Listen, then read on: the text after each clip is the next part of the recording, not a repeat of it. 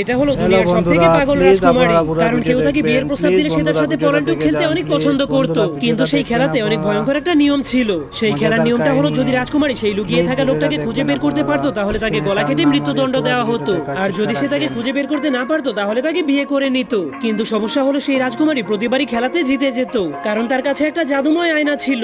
সে তার আয়নার মাধ্যমে সবকিছুই দেখতে পারতো। কিন্তু একদিন একটা ছেলে সেই রাজকুমারীকে বিয়ে করে নিজের ভাগ্য পরিবর্তন করার সিদ্ধান্ত নেয়। সেই ছেলেটার নাম ছিল জ্যাক। তখন রাজকুমারী তাকে খেলার নিয়ম সম্পর্কে সতর্ক করলেও সে তার সাথে খেলার জন্য রাজি হয়ে যায়। খেলার নিয়মটা হলো 3 দিনের মধ্যে তাকে এমন একটা জায়গাতে লুকাতে হবে যাতে রাজকুমারী তাকে খুঁজে বের করতে না পারে। এজন্য জ্যাক একটা মাছের কাছ থেকে সাহায্য নেওয়ার জন্য একটা নদীর কিনারে পৌঁছে যায়। তখন সে ভাবছিল যদি সে মাছের পেটের মধ্যে লুকাতে পারে তাহলে রাজকুমারী আর তাকে খুঁজে পাবে না। যা শোনার পর মাছটা তখনই তাকে সাহায্য করতে রাজি হয়ে যায়, কারণ কিছুদিন আগে জ্যাক এবং তার চাচা সেই নদীতে মাছ ধরতে এসেছিল।